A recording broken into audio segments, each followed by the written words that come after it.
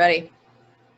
Hi, we're back again. This is Janet Oliver and Wendy Nelson, and we're neurodevelopmental specialists. I'm from Minneapolis, Minnesota, and Wendy is from Seattle, Washington. And we have worked in the field of neurodevelopment, and I have been working for over 20 years, and Wendy is newer, but she has been a friend of mine since we were very, very young.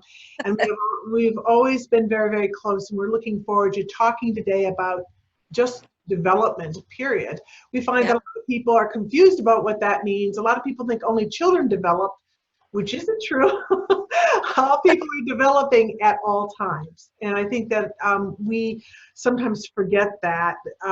Some of the most famous pediatric developmental people did all the stages and developmental work, like Arnold Gazelle, etc., on how children develop. And they develop quickly, and they develop a lot, and they develop quick, very strongly in their early years. However, people are developing throughout a lifetime, and we understand that it is a lifetime of change and development. So, Wendy, how would you define development? I would look at it as an evolutionary process that starts at birth and ends when we die. I think it is lifelong. I think it encompasses physical, I think it encompasses emotional, and I think it encompasses mental processes. And I think those all kind of interconnect. So we tend to have that really steep learning curve when we're children, and it kind of is not as steep as we are adults. But I think it extends throughout life from birth to death. Yeah, I kind of sometimes say, we were developing very strongly in childhood, and then it kind of gets a little more leveled off, somewhere in our late 20s and 30s. But the funny thing is that about 35 to 40 somewhere, our developmental arc starts going the other way. We start having less development. I was talking, we were discussing how there's certain developmental stages that go for babies. They might do tummy time, and then crawling, and then walking, and then we walk for a long time. But then as we get older, it gets harder to walk, and we may need a cane or a walker, and we start not walking as much, and in the end, we're not walking at all. So it is something, I think, that a lot of our developmental spirals do reverse in aging.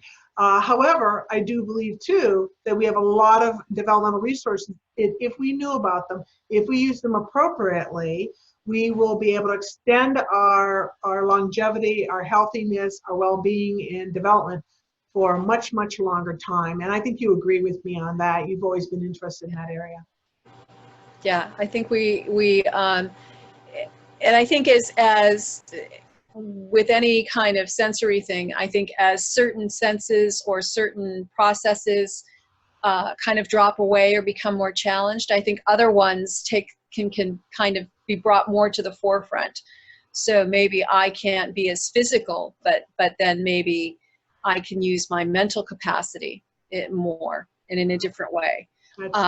So I think it's also about adaptability, which as humans, we are blessed that we can be adaptable. Some of us more so than others, but it's that adapting and using, how do I use what I still have as we age? I think that becomes more important.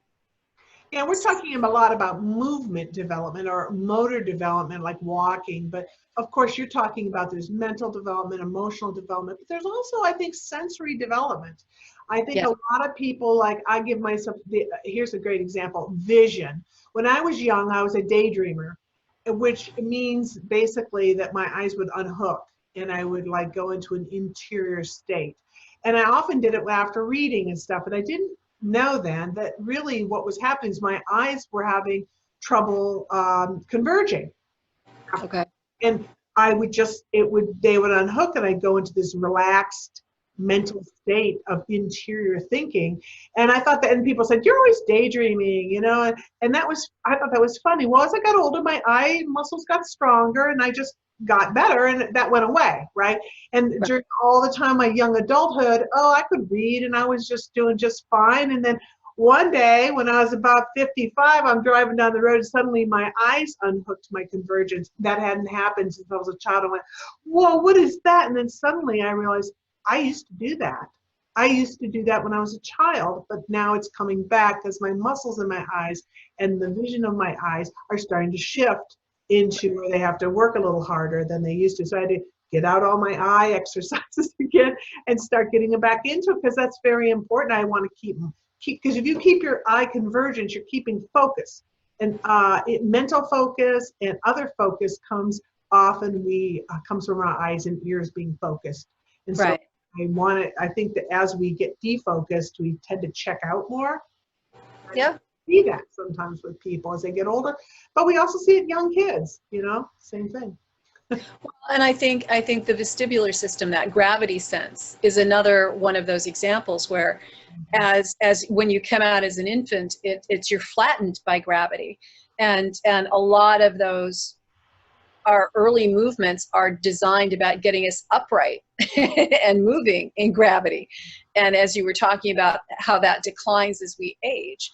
So when we are younger, that sense of gravity, when it's working well, is we can challenge that through dance and athletics, and we don't even think about it. But then as we grow older and that system gets more challenged because the fluid isn't moving the way it should, or the way it used to, we end up going back into those gravity problems that we faced when we were infants and toddlers. Right now we're trying to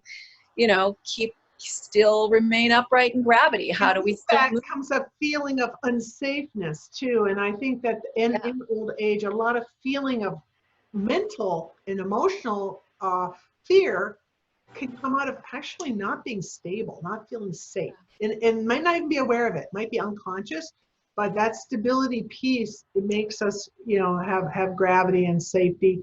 And I think that that can also be with children who don't have an efficient gravity sense. They also feel a lot of fear, and they don't know why. They might be anxious all the time. They don't know why. And it comes out of that same sense. It's actually afraid of gravity. I say they're not friends of gravity. Well, when we call people well-grounded, right? We call people well-grounded for a reason, because those people that are well-grounded feel stable and they are solid, right? And for people who are flighty and who don't have they don't touch the ground, we don't see them as people to rely on, right? So I think we touch on this in the vocabulary and the terms we use when we look at people. A well-grounded person, a flighty person, it addresses that. We address that gravity through our emotions and our descriptions, because I think it's innate, that sense of, how, even though we don't discuss it much, the pull of gravity upon our bodies is something that we deal with on a daily basis. I want to throw in something here because we're getting near our end of our time, but I want to, I know a lot of people who watch these are very interested in primitive reflexes. There's been a great upswing in interest in it, thank heavens, because it's one of those, like, they looked at them, they studied them, they still check them in a baby, but they're looking for, if there's a problem, if it's it has to be a really strong problem before they do anything about them. And then it's like, we're looking for neurological damage. Well, traumatic development can also interfere with reflex development. And I like to have people understand that primitive reflexes are reflexes that develop in utero. They change during birth. They help people develop through their early years. It's, different reflexes are integrated at different, or they first inhibited. I want to explain that too, because a lot of people are confused. The reflexes are inhibited when the upper brain takes control of the muscles that the reflex triggers, right? And the upper brain then should have control over those muscles. But what often happens is that doesn't happen. If the reflexes aren't inhibited properly, they will not be able to be able to, the voluntary movement in the upper brain won't be able to inhibit them.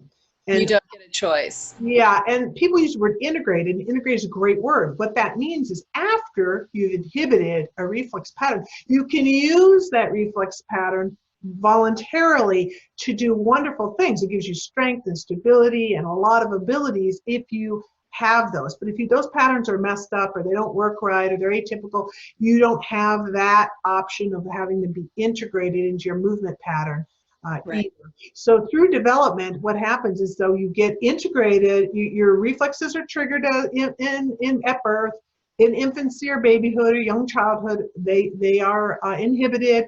Then through childhood, they're usually integrated. And then we have an integrated system in maturity. That's what maturity is, an integrated system, right? So, but then as we get older, one of the first things we see with the elderly is they can start coming out of integration again. Right. So one of the checks they have for seniors to see is they might do a rooting reflex where they touch the side of the mouth, and what will happen with a senior is you'll see like this, the mouth muscles will move towards the stimuli. That's like a baby who has a nipple on the side of the mouth trying to reach for the nipple. Right. This is a reflex. It's not conscious. Nobody, it's an automatic reflex. So again, being able to keep reflexes in integration for as long as possible also, I think, gives a better long-term efficient movement, pattern, ability. Yeah, go on. Sorry. No. It just makes for a better quality of life, right? And I think that's kind of what we're trying to help people achieve is a more efficient, more comfortable way of living in their bodies and interacting with the environment around them. So it's being comfortable in your body so that you can be comfortable in the world. Yeah, and I like, comfortable. That's a great way of saying it, comfortable in your body. I usually say that, especially for children, I say, I want you to be the boss of you. I want you to be able to use your muscles the way you want them, when you want them. I don't want them going off doing stuff on their own inefficiently and not listening to you. You're the boss. Because a lot of kids think when they do stuff, they don't know why they do it, and they can't stop themselves from doing it often. Right. And they don't understand that. And so to make them understand that their brain-body system, their sensory motor system is a tool for them to master, I think makes a huge difference to them. They feel like, that's what I want, because that's what development is. It's about maturing and about being able to be more of yourself, right? And so I think when you can't trust your body's reaction, if you walk into a room and you don't feel like you've got control over how your body is going to react. It's kind of like you've got this little person inside you, and then there's this thing outside you that's going to do things that you don't have control over. It makes you a tentative, anxious, uncertain person, or someone who is control, exactly. but someone who wants to control everything, because that is a way of controlling how you're going to respond. If you don't, you're not going to go in certain places because you don't know how you're going to respond, and that's a scary thing. So I think when you have that control over your body and your reactions, then it opens up the world to you in a way that wasn't available before. Right? You walk into a room with confidence, knowing how you're going to react. You've got control over how you're going to react to a situation. And so atypical development, whether it be types of attention issues, ADHD type things, autism, or even dyslexia, or there's a lot of shadow syndromes. I have a little of this, a little of that. It's because they're developmental differences. They're not syndromes. Right. They're just a checklist. Developmental disorders are really just a checklist of stuff. Do you have this? Do you have this? Do you have this? They're not really, I'm going to check your blood. It's not that kind of thing. So as we start with, no, because really in medicine, people ask me, well, do I have it? Do I have it? Well, number one, I don't do diagnosis. Number two, I don't need to, because to me, that's not really going to help you. now you have a label, well, maybe it'll help you with certain things like insurance, or it'll help you with getting extra school help or something like that. But it's not going to help you actually get more in control of yourself, get more tools to use to remediate and accommodate your differences, because we all have differences and we need to know how to run them. Well, Wendy, it's been really nice to talk to you today on this topic. I can talk to you all day, every day, you know that, and we have. We've done it. We have done it. So it's been really, really fun, and I really thank you for doing this. And we're going to do a series of these because I have so much fun doing them, and I know a lot of people want to check in on this. Someday we might do a live stream, and we'll be able to have people come and we can discuss and have questions and stuff. I think that would be just a blast. So I hope you'll see us soon, whoever stuck to the end of this. And thank you very much, and we'll talk to you soon. Bye. Bye-bye.